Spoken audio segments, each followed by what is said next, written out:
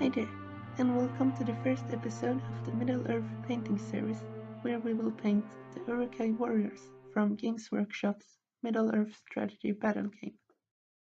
In this tutorial, I will give particular attention to the armor to achieve a slightly withered look, suitable for these iconic soldiers. The techniques I use in this video are aimed at the beginner level, and it shouldn't be too difficult for you to follow along, even if you're new to the hobby. Let's begin.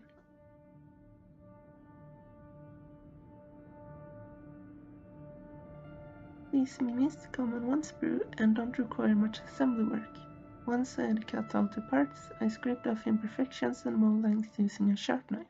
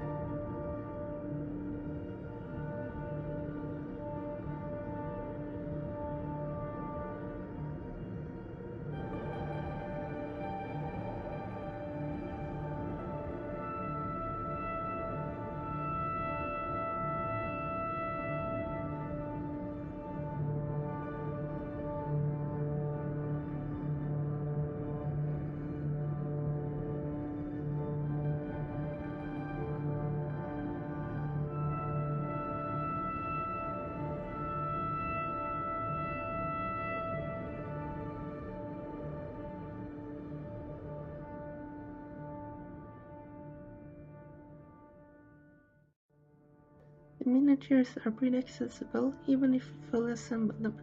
Having all parts in place will make it less of a hassle to paint them, and I used plastic cement from Rebel. I've made a video dedicated to assembling your miniatures, and a link is provided in the description below.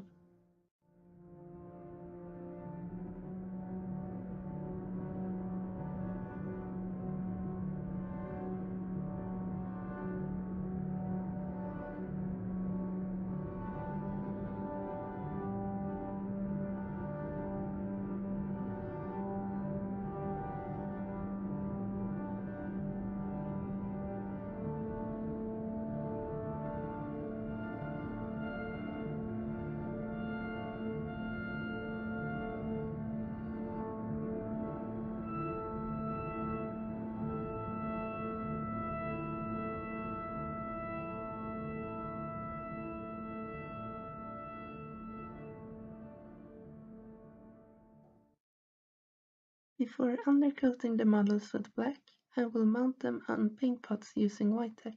The undercoat will provide a surface which will make the application of subsequent paint layers easier.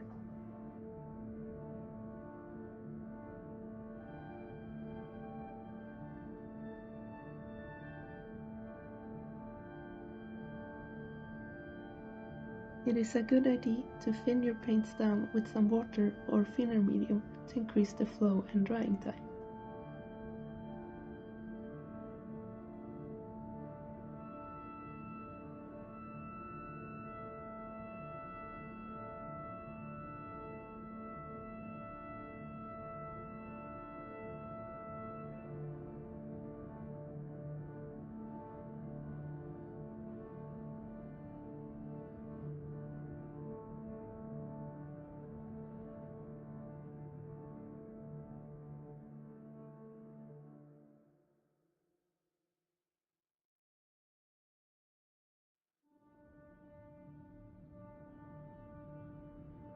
Most of the time, you should start painting the largest element of the figure. In this case, it's the armor. That way, you can be sloppy and finish it off quickly. You can always come back to the other parts later and apply carefulness then. For the armor, I'll use cold steel with a small amount of charred brown added. If you want a more worn armor, you can increase the amount of brown and even add some orange to emulate rust.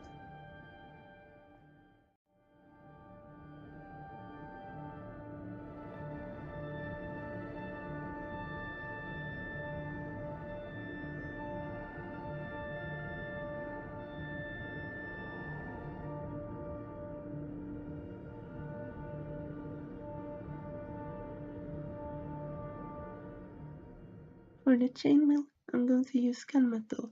You could use our previous color here as well, although I like to vary the finish for similar materials to create some interest.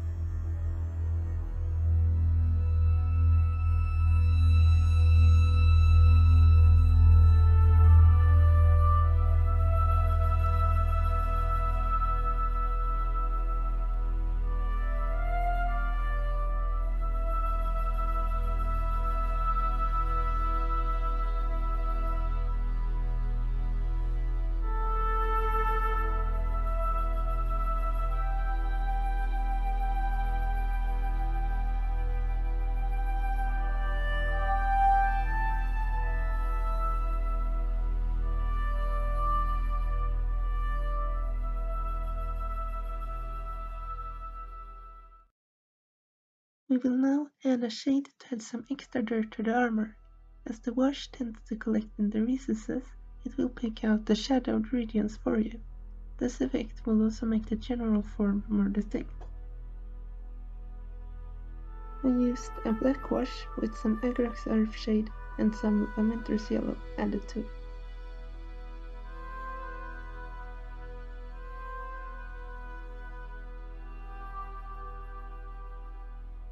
I didn't want the weapons to look the same as the armor, so I added an extra layer of black wash to them.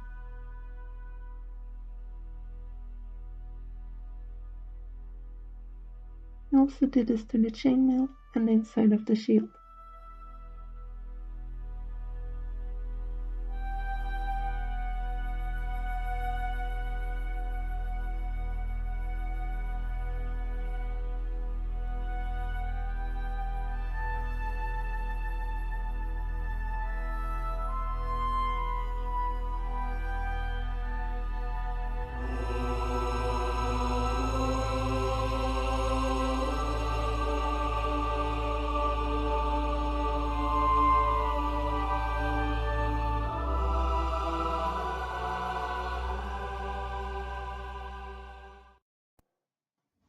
Now that we have established the shades, it is time to move on to the highlights.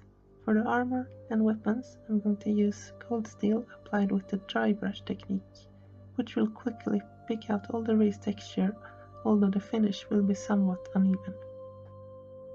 The trick to a good dry brush is to load the paintbrush and wipe most of the paint off on a paper towel. The moisture will be absorbed while the pigments remain. You can test the brush on your skin. If almost no paint collects in the crevices, only on the raised surfaces, the brush is ready. Apply the paint in a swift back and forth motion and use an old sturdy brush, as this technique quickly degrades it. One pass should be sufficient. Next, I will pick out some of the chain links with quicksilver.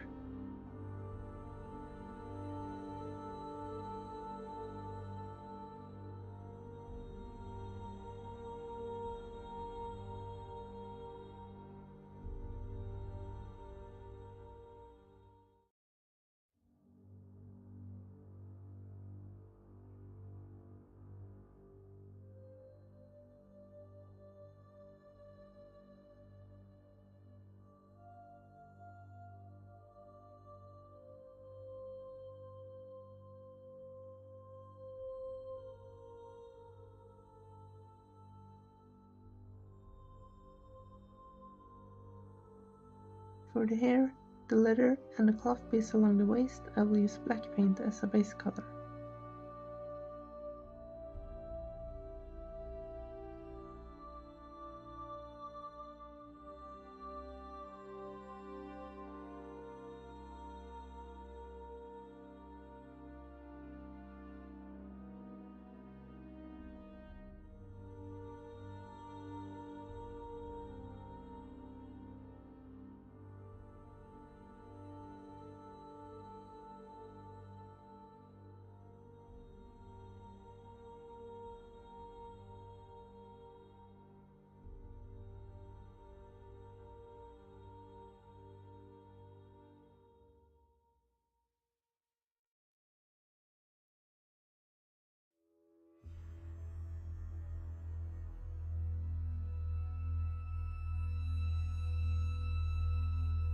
We can then highlight these areas with Bastion Grey. I use the edge highlighting technique to only pick out the raised surfaces and edges. It is easier if you apply the paint using the side of the brush.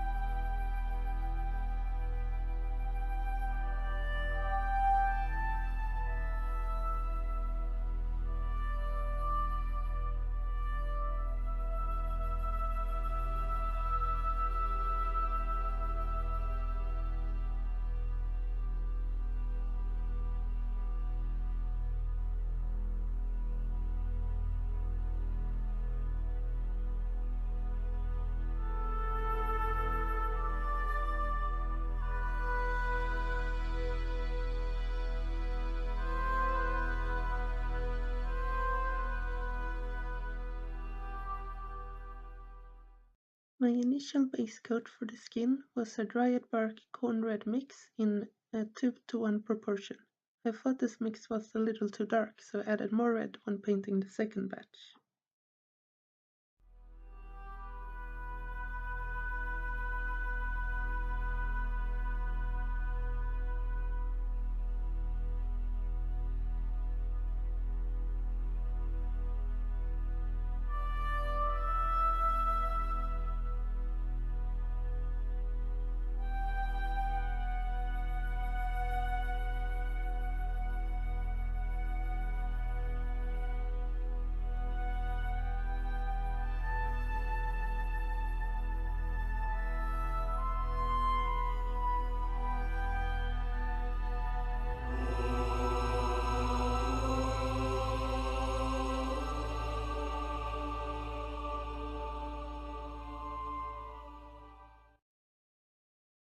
We can add some scarlet red to the base color and apply it to define the musculature, the fingers and the jaw.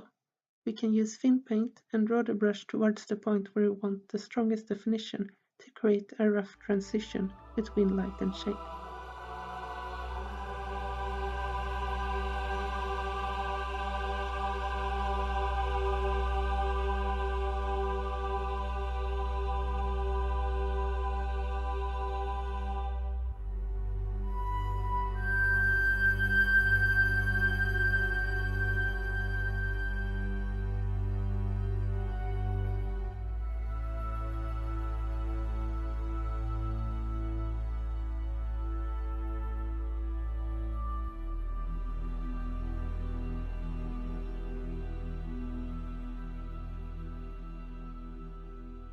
I lighten the color further with some Bugman's Glow.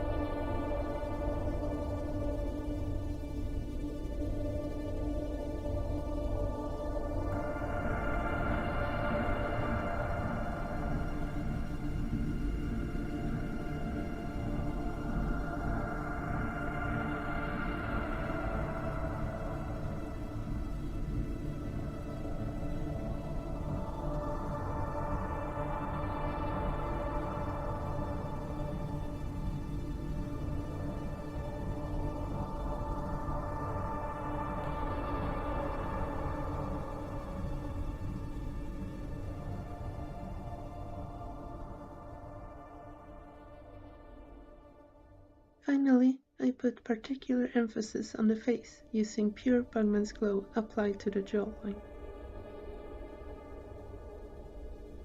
The miniature is almost complete. Some optional touches are the teeth, which I picked out using bleached bone, which is similar to Screaming Skull.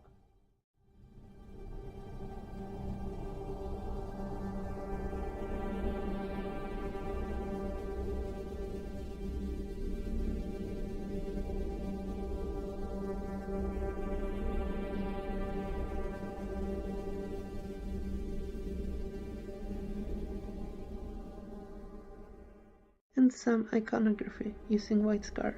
The thinner consistency of an air paint gives me more time to work with it. I outline the design before filling it in.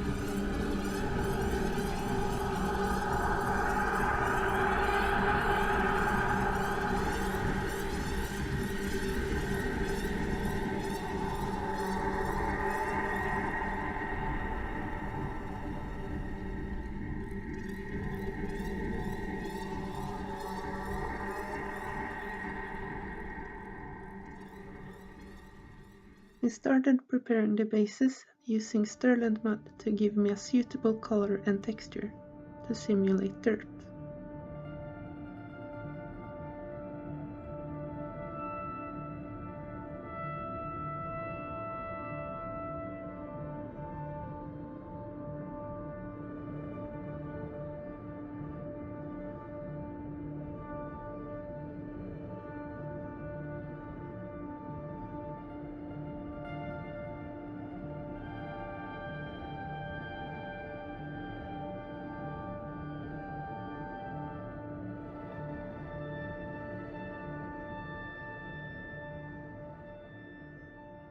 In order to define the texture, we can dry brush the base using Bloodstone.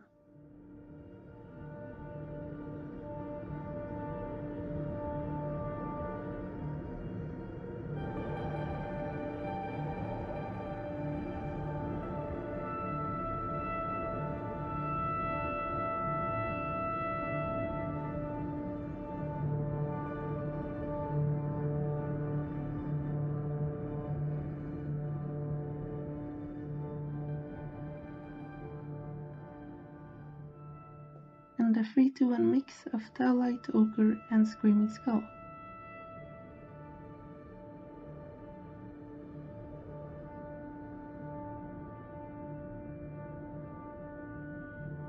Before sealing the miniature with a varnish, I will paint the base rim using Steel Legion wrap.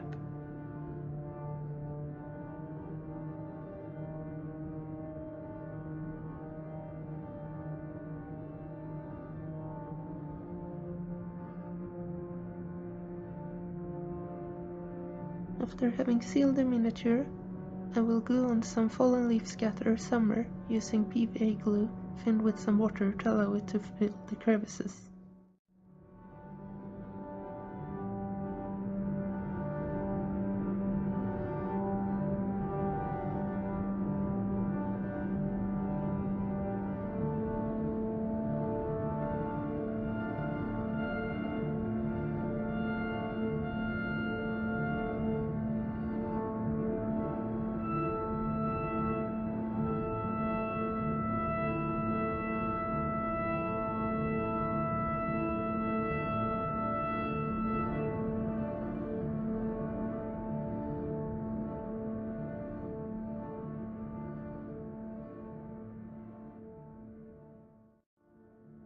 As well as a mixture of grass and winter grass. I sprinkled it on and tapped off the excess, holding the miniature upside down so that the straws would point upwards.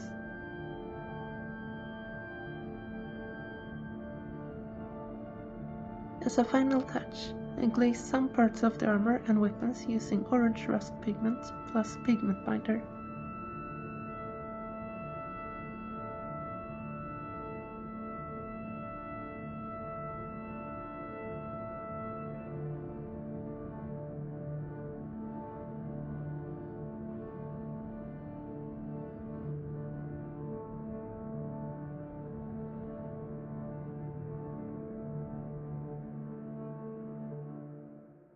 That marks the end of this tutorial. I hope you have enjoyed the video and that I've been clear. Please note a full list of paints and materials is available in the description below. Thank you for watching.